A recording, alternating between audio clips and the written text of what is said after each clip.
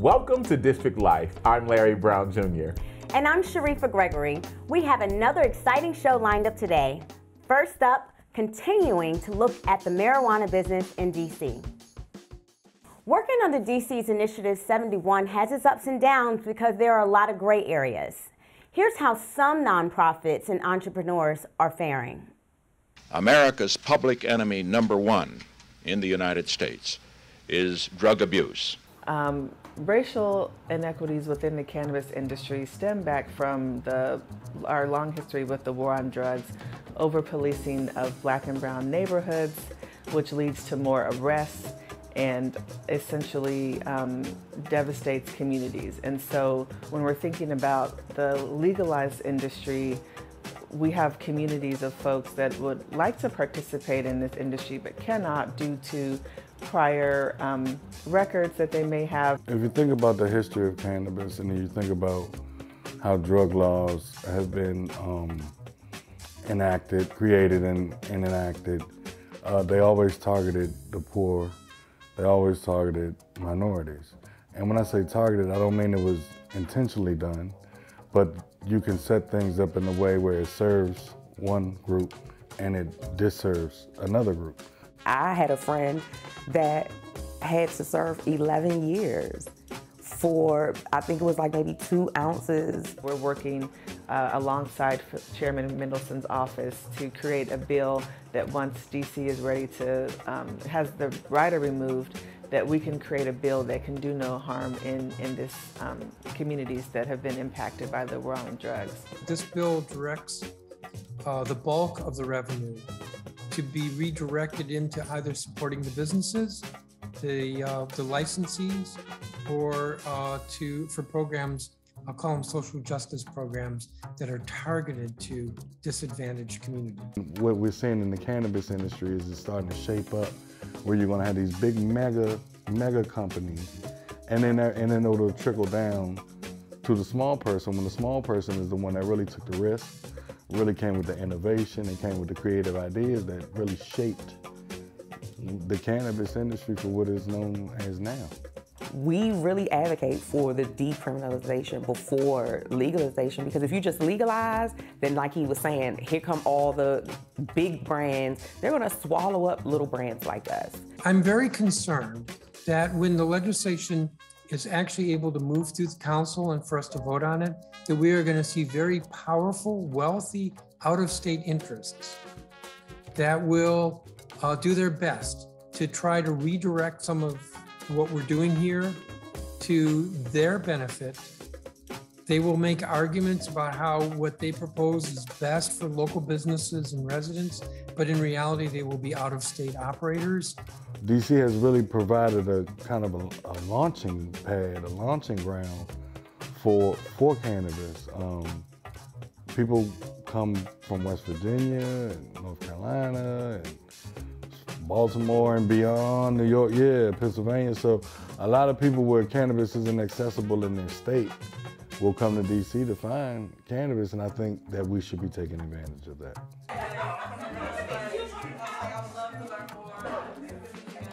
Washington, D.C. is a very unique place. Right now, because of restrictions impacting us due to congressional budget control, we've been stopped short of developing a full adult use cannabis market. Instead, we have a medical market and what has become a very vibrant and thriving unregulated cannabis market. There's a lot of upside. I think there's more upside to I-71 than there is downside. I think economically there's great advantages that if done correctly, we all could benefit from. I think it's a great source of economy for the city. It's very taxable, and the thing about people that participate in the I-71 market is that they are willing to pay taxes. They are willing to come into an infrastructure in which they can pay to maybe have some ownership or pay to have some kind of legalization or protection under the law, the same way any other business owner or entrepreneur would have.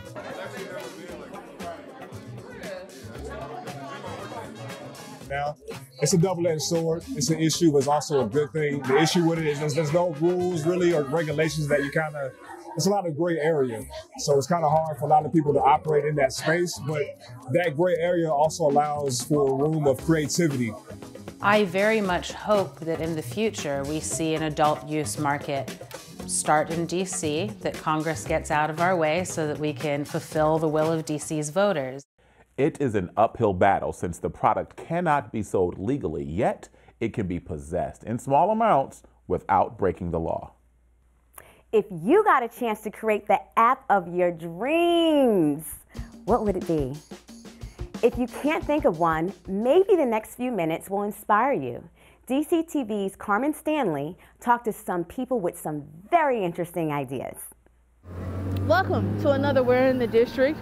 We are out here at the lovely Union Market. We're asking people about their favorite apps and if they can create their own app and things they like about apps. Apps is the thing for today. So let's see what the people have to say. I'm gonna go find people that are buried in their phones. What is your favorite app? My favorite app is Poshmark. TikTok right now, unfortunately. My mobile banking app. I got my credit card, debit card, savings account. I get to see my credit score.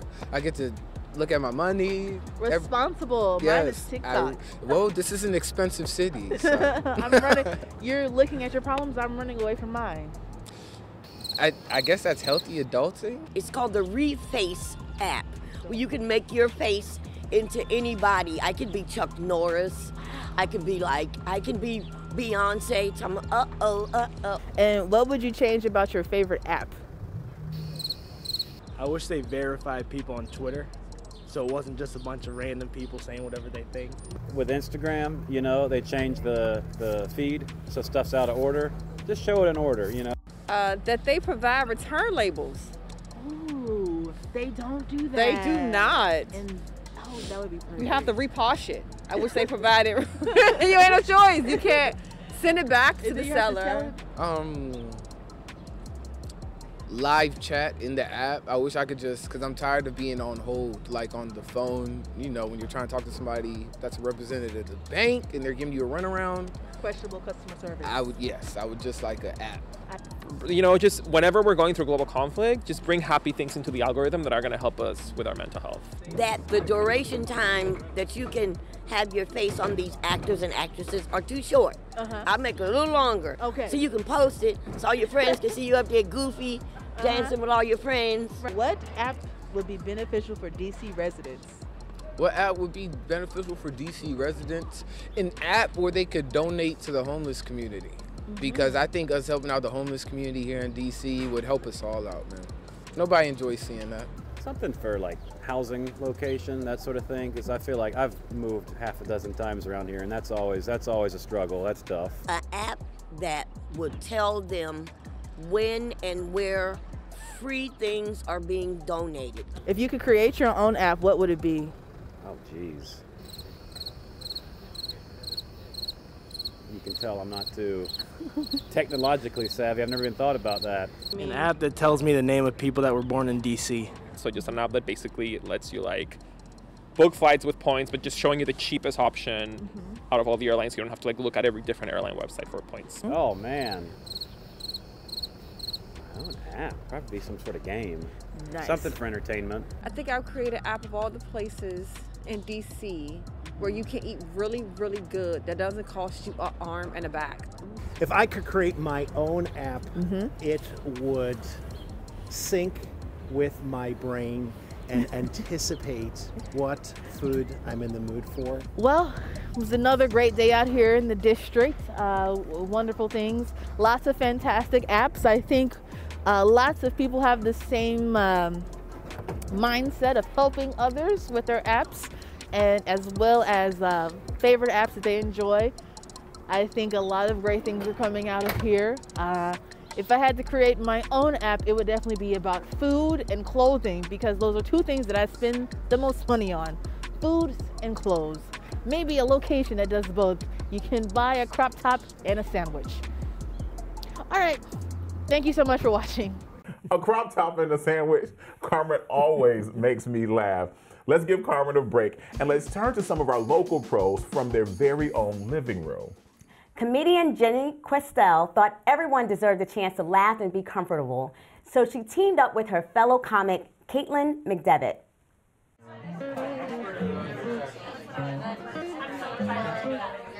My name is Caitlin McDevitt. Thank you for coming to the Living Room Show. Pause for laughter. I just lived in a group house that had a living room that was extremely conducive. It was a huge living room. I lived with like 5 other people. And I was kind of like, you know, this would be like really fun to just like do a comedy show in my living room. The first show it was a lot of like our friends, coworkers, our network, people in our neighborhood. And then as we kind of grew, that was when we sort of found like our own audience. And it makes it a really like fun, warm place to show up to work sometimes. Yes. Was anyone else deeply traumatized by the game Heads Up 7-Up as a child? Yeah. I think DC attracts this specific type of person. I don't know what my teacher was doing. That she was sorry, if you don't remember, you put your head down and then your thumb up, and then a child would touch your thumb, and then you had to identify that child later. And I don't know if this is about like a metaphor for abuse or like I don't know what they were trying to tell us. 7 media corporations run all of America. Like what? I don't know what the 7s mean. I don't know. I don't know if they were just trying to prepare us for high school, where some of us would get invited to prom and some of us wouldn't. But I just want to know, when in my factory life was I supposed to be able to identify my coworkers by how lightly they touch my thumb? Or was it to get us to all learn how to cheat, right? Because we all stared at the shoes and then went home with a crippling self-identity crisis of why Michelle didn't pick us if we were friends earlier that day, and now we're not friends anymore. It's the best feeling when you look out and you're like, I don't know anyone. I didn't have to like bribe anyone. Yeah. To show up. Yeah, your friends and family and like loved ones, there are only so many favors you can call. So it's great when you're like, oh no, I've cultivated my own audience and they're here like for a good time. I think a good show is like a great party where you feel like you're among friends and you're watching your funniest friends do something they're great at. Only messed up thing about being in a long distance relationship is it took my family a while to meet my girlfriend, and it got to the point where like they didn't believe I had one. Especially my ghetto little cousins. Every family event, I would talk about it, you know what I'm saying? Oh man, I can't wait for y'all to meet my girl. Y'all gonna love her, man. She cool, she dope, she funny. And he was like, hey man, you keep talking about this girl, I think you gay. I'm like, what? Cause man, you ain't showed us a picture of her. Show us a picture of your girlfriend. Let's see what she look like. And I'm like, why do y'all need to see a picture of my girlfriend? What's going on? And they was like, oh, we want to see if she like got a nice butt, what her booty look like, what she look like in clothes. And I'm like, look, man, y'all too young to understand this. But the older you get, it's not about a person's looks. You know what I'm saying? You want to find somebody in life that's good for your soul, that's good for your spirit, that adds value to your life. And one of my little ghetto little cousins stood up at the cookout and was like, Lord Keith, if your girlfriend ugly, just say that then. Just be proud about your ugly girlfriend. We understand. But I love to see a lineup. I love seeing lineups that are like 50-50. You don't see that a lot. And we've never like marketed this show as like, oh, like this is a show where you're gonna see like more diversity. We're not doing that. We're just like, this is a comedy show and this is how we think a comedy show should look, and we don't need to explain it. I went to private school, so I had a lot of friends that look like you all, okay? And you know what, being the only black girl in a group of white girls is very different, because no matter what black man walks in, y'all give a quick little look. You think he's cute? I'm like, what? Does that? Or this one's my favorite. You think he has weed? I'm like, what the hell? That's my dad. And yes, you told me you wanted a gram, so I texted him to come meet us at the bar. Right? I was home recently, so my mom was giving me some relationship advice. I think moms giving relationship advice is always kind of interesting because they'll always hold up their own relationships as proof they know what they're doing. And it's like, all right, but like, you're also with a loser. Like, my dad doesn't drink, which is great. I don't want him to start. But he will slam a whole 12-pack of Mountain Dew like he intends to beat his whole family. Like, I never like wanted to have a party or something. I was scared no one would like come. So the fact that like I was such a nerd, but the fact that like people really want to come to our show, like very cool. even as an adult, extremely cool. Are we a dating crowd? Stony silence. That's what I love about this city. Follow them on Instagram at The Living Room Show DC. While you're enjoying some laughs on the couch, you might recognize this next actress from some of your favorite movies like Animal House and Raiders of the Lost Ark. I spoke with actress Karen Allen about her life on stage in DC and in front of the camera in Hollywood. I'm joined by legendary actress Karen Allen. Welcome to District Life, Karen. How are you today? Thanks, I'm great. Thank you. Excellent, excellent. Thank you so much again for joining us. I'm sure you have been asked this first question so many times, having been in so many mega hit movies, as well as legendary and really timeless classics, working with those legendary directors and co-stars. Tell me, let's jump right in. Is there one or two, or are there a few that stick out in your mind as personal favorites of yours, having worked with? Oh, definitely. And I mean, you know, different ones for different reasons. You know, probably Animal House because it was my very first film. And I really had no idea what I was doing. I had come out of the theater in Washington, D.C., and I had done theater for 4 years and then was living in New York and got cast in Animal House just a few months after I moved back to New York, where I had lived when I was younger. You know, if I flash forward, there's some films that were extraordinary to do just because of the, you know, the uniqueness of them and the people. You know, I did a film of The Glass Menagerie with Joanne Woodward, where she and I had done the play together twice on stage, 2 different theaters. And then we'd worked with a Greek director, Nikos Sakaropoulos, who then he'd never directed a film. So when the concept of us doing a film came about, Paul Newman stepped in and said he would direct it. So, you know, how fantastic an experience can a person have with a Tennessee Williams play, with somebody as extraordinary as Joanne Woodward to work with. John Malkovich entered the picture for the film as well, and Jimmy Naughton, who I had worked with in both plays. Just to hear how you recall those moments, it seems as if you are setting your intention as you walk into a project. Talk about the process that you use to select the projects you work on. If I really feel like, you know, there is really something I can contribute to this character, like I feel that I have a sense of who this person is and why it's important to try to illuminate that person's story, then that's a good starting point for me. You mentioned earlier that, and I can't let this go, you mentioned earlier that you met friends while working in theater and doing theater in the DC area. Mm-hmm. And we are District Life and we seek to get that deeper meaning. Tell me about your connectivity and your connection to the DC theater scene. Well, very interesting that, you know, I grew up outside of DC in Prince George's County.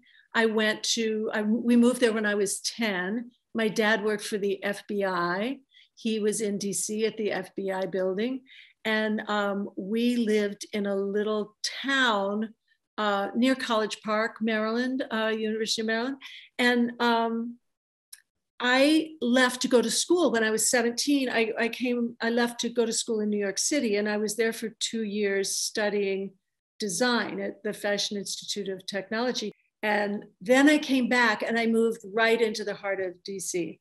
And I got an apartment on DuPont Circle, just off of DuPont Circle. And I was a student. So I was going to George Washington University part-time. And I started working in the theater there part-time, just by chance. I got introduced. There was a man living in the apartment next door to me on 21st Street, who was a director of the theater company. I didn't even know what that was. I didn't know what a director of a theater company did, but he invited me to come and see the most celebrated theater company in the world, which I, of course, had never heard of because I didn't know anything about the theater. And I saw possibilities that I didn't know existed. It was a religious experience in some way, you know. And I started studying with this company, and pretty soon that was where the direction my life was going. And I was going to be an actor come hell or high water. You know? So fortunately, it worked out. Well, I've enjoyed the rhythm of this conversation. From everyone here at District Life, thank you so much for having this conversation with us. My pleasure. I love Washington, D.C. It was really my first, I guess, artistic creative home. And I remember how, I think maybe for the first time in my life, when I left D.C., I was really, you know, sad. I was really tearful. It really felt like, you know, a place that had nurtured me. And I loved being a part of that community. We've loved having this conversation with you as well. And we look forward to seeing more of your work that will be coming out in the next few years and many more projects to share. Thanks. You're welcome. Thank you. Love talking to you, Larry. Yeah. What was the best piece of advice you got growing up? In this segment of Black Girl Magic, we get to meet filmmaker, author, and photographer Alicia, whose parents told her that she could do anything. Here's how that shaped her and her art. My name is Alicia Cunningham, and I am an author, filmmaker, and photographer. My life growing up as a Black woman honestly was very empowering. My family's from Trinidad and Tobago, and I was always told that I can do anything. So I grew up in Queens, New York. That was my neighborhood, my childhood neighborhood. And most of the friends, or my neighborhood friends, they were all also first generation American. So it was like, I felt like it was an immersion of culture, you know, it was like a melting pot. And so we grew up listening to, you know, like calypso music, reggae too. My father loves reggae, he's a musician as well. And all the Caribbean foods, so like curry and roti, and so soursop and rice and peas. And then also carnival, which is a part of the Trinidad culture, where, you know, you hear the music and you go down and you play mass. It's a celebration in Trinidad, which really is a celebration of the independence from being colonized. And it's similar to Brazil when they have their when they play masquerade. So just mass, like masquerade is short, and they have trucks where they play music, calypso music, and everyone has their masquerader's costume on, and you just go down, you know, celebrating, going down the road. You hear the music and you're dancing and just having a good time and celebrating. So my art is really reflective of, I feel like it's twofold. So it's a reflective of me growing up and my experience, I feel, as a child, and what beauty felt like to me, not seeing really women who look like me within art itself. And then also it is reflective of what I want to see, like, so mind shifting, like how do I create a space where I can not only create art, but create art that shifts minds, you know, so that I can contribute somehow to society that will create an impact. It really is to show that we are beautiful without what we've been told, as far as like having a beauty standard within the media. And so this one is Women Without Hair. My first was Feminine Transitions, which was women of all ages, and showing that we don't need to be photoshopped to be beautiful. We don't need makeup. We don't need, you know, any hair pieces or accessories. And that really, after doing a deep dive, I realized that that stemmed from an experience as a child where I was told that I was ugly from an auntie. And although I heard it all my life, my father made it his duty to tell me that I was beautiful every day. I heard it every day of my life. But that one experience made me question beauty, and I never did before. And I feel like that a lot of my work now was contributed to that child part of me, and also feeling like I wanted to make sure that other women, and boys too, don't feel somehow to aid in that feeling of questioning what beauty is. I just feel like Black women are magical. You know, we have a very heavy load to carry, and I feel like despite the load that we have with our families, with ourselves, we still show up. We're still strong, and I'm proud to have a Black family, you know, and I just feel like that I possess that magic that I do naturally. I'm not someone who, you know, goes out in my daily life and like I'm concerned to say, oh my gosh, this could happen or that might happen. Or, you know, when you watch the news now, everyone's like, oh, like poor little, you know, poor little black girl, poor little black woman, or, you know, that's not, what's in the news, of course, is horrific. And I personally experienced it because my cousin was killed by the police in Brooklyn. But it's not we have families, you know, we have regular lives just like everyone else. So I don't get consumed with the media, but and I just hold my head up high, you know, and I do the same thing for my children constantly. It's a constant conversation of making sure that they hold their head high, because if we don't have those conversations at home, they can easily go down the wrong road, you know. So I don't put myself in a space where I feel like there may be where I'm uncomfortable, you know. So I love hiking, for example, you know. I go hiking, but I also know that as a black woman or as a black family going hiking, I do understand that I could put myself in a situation where they might not be as welcoming to me. So I just kind of, I tread lightly, but at the same time I do my best to enjoy my life, you know. Advice that I would give another black woman for her daily life, I would say to, number one, of course, you know, support each other. That is, I think that is vital. And oftentimes we need the help, but we're not asking for it. And I think black women particularly, I feel like that's a women's disease in general, but particularly black women, we're so accustomed to holding the load that we just bear it. And we don't sometimes just drop the load.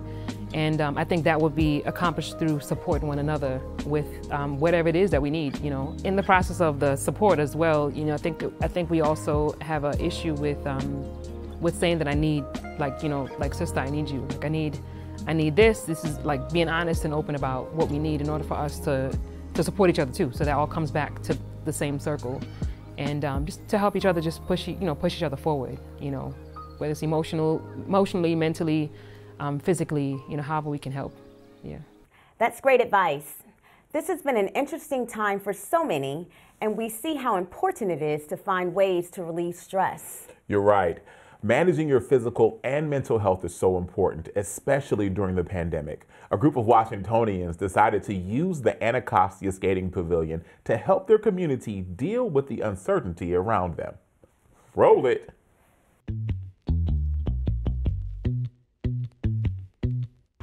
The Link Up DC came from a place where, you know, one, we wanted to, you know, get the skates that's available in the rink open, because we wanted to have something for the kids to do.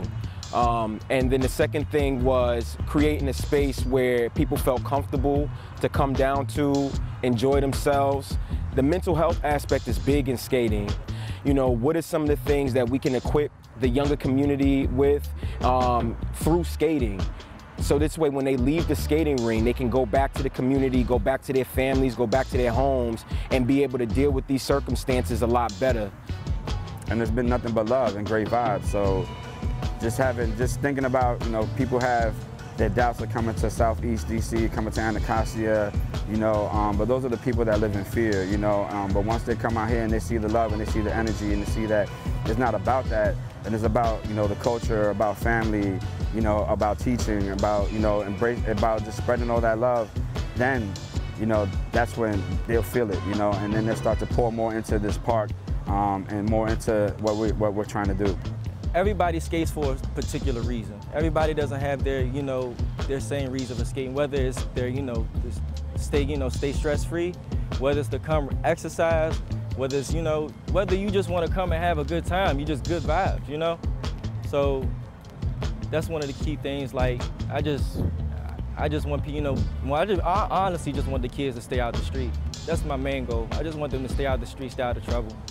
The future for the Link Up DC is the youth. That's the most important part. And what we want to do is just be able to create an environment where everybody feels safe, everyone feels loved. There's a lot of people that sit on the side that bring their family. It's also an amazing vibe just to watch these young and older, you know, generations just go out there and just float, you know, float like water. And it's dope. And it's you know, right there, it's just like an experience that, you know, that you have to see it in person to feel it. You can follow them on Instagram at TheLinkUpDC. And with that, it's a wrap. You got it. That's a wrap, and we will see you next time here on District Live. Bye, everybody. Bye.